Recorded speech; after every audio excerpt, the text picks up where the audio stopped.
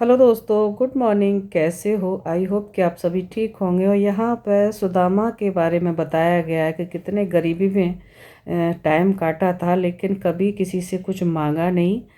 और आज उन्हीं के बारे में ये भागवत है, तो प्लीज़ भागवत सुनिए, एंजॉय कीजिए। बहुत प्यारी सी भागवत है। अगर कोई मन से सुनता है तो सच में बहुत ही अच्छी भागवत है। आप अपने आप को सुदामा बताते हो, कृष्ण का मित्र कहते हो, और आपकी दशा बिल्कुल नहीं लगता कि आप कृष्ण के मित्र हो, क्योंकि कृष्ण की नगरी में रहने वाले भिखारी भी आपसे ज्यादा अच्छे हैं, लेकिन आपकी दशा से पता नहीं पड़ता कि आप कृष्ण के मित्र हैं। आप लगता है आपको भोजन की आवश्यकता है, आपको धन की आवश्यकता है, जाइए ना हमारे द्वारकाधीश की ओर से बहुत अच्छे भंडारे चल रहे हैं, आप एक काम करिए, जाकर के भंडारा पा लीजिए, वहां से आपको दक्षिणा भी अच्छी ठीक ठाक मिल जाएगी, आप वहां चले जाइए। सुदामा जी महाराज ने जैसे इन शब्दों को सुना, सुदामा जी महाराज भूखनी देकर के रोने लगे, हिचकियां ले लेकर के सुदामा जी रोने लगे और कहने लगे, नहीं भैया, मैं कोई भिखारी नहीं, मैं कोई मांगने वाला नहीं, अरे मैं तो कन्हैया का मित्र हूँ, मात्र कन्हैया के दर्शन करने के लिए आया हूँ, मुझे कुछ नहीं चाहिए तुम्हारे कन्हैया के यहाँ से, मुझे कुछ नहीं चाहिए तुम्हारे द्वार पर, ठाकुर के द्वार से। सैनिक ने जैसे ये बात कही ना, सुदामा जैसे ये बात कही, सैनिक ने सुना, सैनिक सुनकर के कहने लगा, महाराज अगर ऐसी बात है तो हम आप एक क्षण रुकिए, मैं अभी आता हूँ, अपने महाराज से आदेश लेकर के आता हूँ, उनको सूचना देकर के आता हूँ।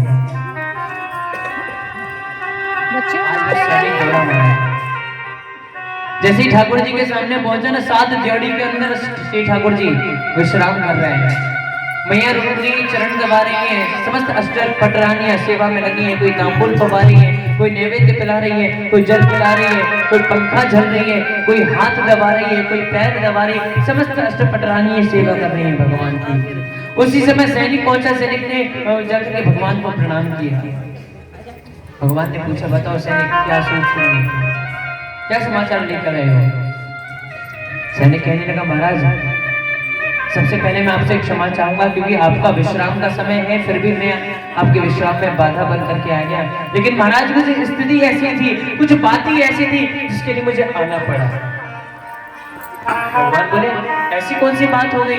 आज से पहले कभी ऐसी कोई बात नहीं हुई, बताओ क्या बात है, क्या समाचार लेकर के आए हो, क्या सूचना लेकर के आए हो? सैनिक कहने लगा, शीश पगाना जगातन पे, महाराज आपके द्वार पर एक ऐसा व्यक्ति आया है जिसके सिर पर पगड़ी नहीं है, कोई कपड़ा नहीं है शरीर पर उसकी लाज बचाने के लिए।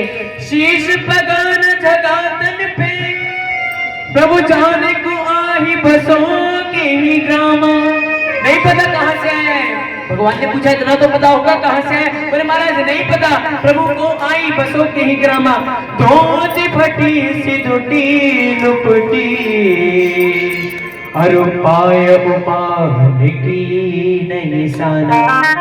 महाराज आप पूछ रहे हो कहां से आए हैं? महाराज उसके तल पर जो धोती है वो कई स्थानों से फटी है, उसी फटी धोती को लिपटे रखा है। और महाराज आप धोती के विषय में जान रहे हो, ये देखो उसके पैरों में जूते भी नहीं है, कोई पादुका भी नहीं है। भगवान ने पूछा, ऐसा व्यक्ति है कौन? हमारी प्रजा में कोई ऐसा व्यक्ति नहीं है, ऐसा कौन आया यहाँ पर? तो सैनिक कहने लगा, महाराज द्वार खड़ो द्विज दुर्बल है, महाराज आपके द्वार पर खड़ा है, कौन है? द्विज है, ब्राह्मण है, एकदम गरीब है, दुर्बल है, एक ब्राह्मण आपके द्वार पर खड़ा है। भगवान कहने लगे, हाय राम, मेरे राज्य में ब्राह्मण की ऐसी स्थिति, और वो कर क्या रहा है द्वार पर खड़ा खड़ा? आपने उसको कुछ दिया नहीं, आपने उसको कुछ पूछा नहीं। बोले, महाराज सुन लो वो क्या कर रहा है, रयो चकिसो वसुधा विरामा, महाराज आपके यहाँ की चकाचौंध देख करके प्रसन्न हो रहा है, खुश हो रहा है।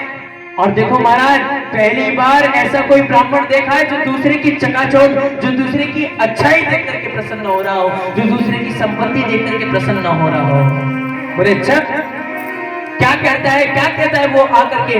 बोले, पूछत दीन दयाल को था, बोले ठाकुर वो तो सिर्फ आप ही को पूछता है।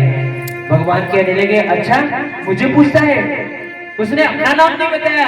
बोले, महाराज नाम तो बताया है, लेकिन बोलने में उसका गला अवरुद्ध हो रहा है, आंखों से आंसू झरझर बह रहे हैं, लेकिन अपना भी नाम बताया है। बतावत आप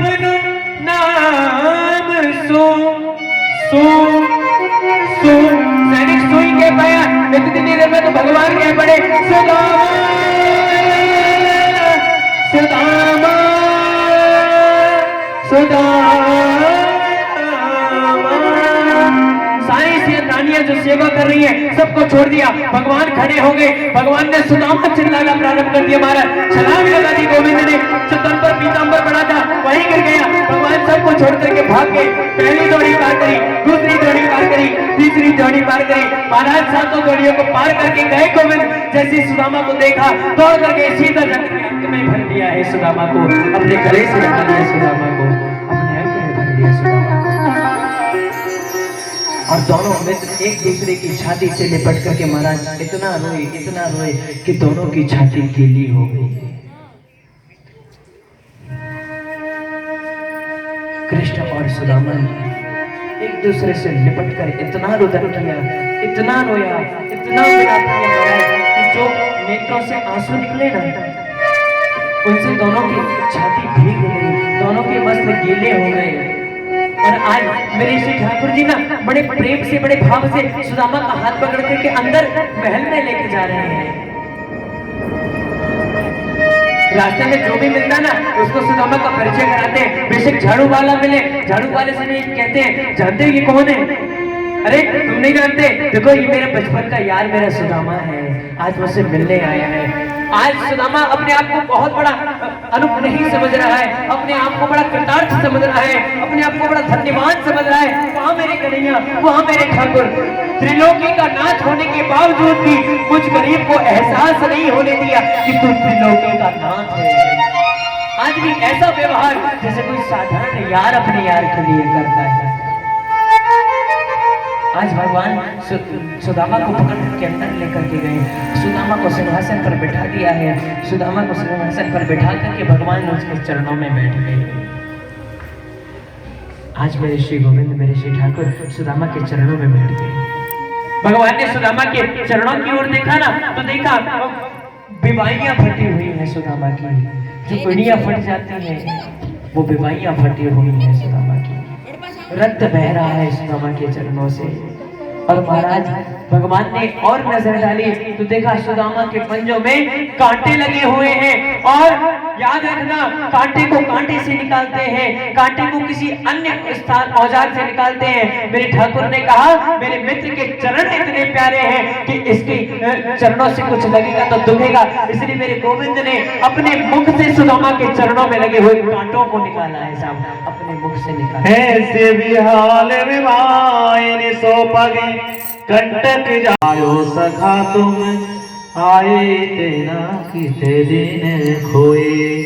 देख सुदामा की दीन दशा करुणा करके करुणा निधि रोए। पानी पराते को हाथ छुओ नहीं नैनन के जल से पग धोए। पानी पराते को हाथ छुओ नहीं नैनों के जल से पग धोए। आज मेरे श्री ठाकुर ने अपने मुख से चौपाई तो पढ़ी होगी ना उसमें, पढ़ी है ना। अब तो ये सब खत्म कर रहे हैं। आदेश दिया रुक्मिणी तुम खड़ी खड़ी देख रही हो, देखो मेरा मित्र कितनी दूर से पैदल चल करके आया, जाओ इसके लिए जल लेके आओ, इसके चरण धोने हैं। रुक्मिणी मैया गई है महाराज, इतनी देर में तो मेरे गोविंद ने अपने नैनों के आंसुओं को इतना बहा दिया उस जल की आवश्यकता नहीं पड़ी। मेरे ठाकुर ने अपने नैनों के जल से सुदामा के चरणों को धो डाला, अपने नैनों के जल से चरणों को धो डाला। किसी रानी ने पूछ लिया महाराज जब ये रानी जल लेने गई थी तो आपने अपने नैनों को जलों को क्यों बहाया, अपने आंसुओं को क्यों बहाया? तो भगवान कहने लगे देवी जरा याद रखना, जब किसी के पैरों में कोई तकलीफ हो ना तो उसके पैरों में अगर ठंडे जल से तुम चरण धोगे तो उसको तकलीफ होगी, और यदि थोड़े गुनगुने जल से उसके चरण धो दिए जाए तो उसको सुकून मिलेगा, उसको राहत मिलेगी। इसीलिए भगवान कहने लगे पत्नी आज मैंने इस अपने मित्र के चरणों को अपने नैनों के जल से धोया।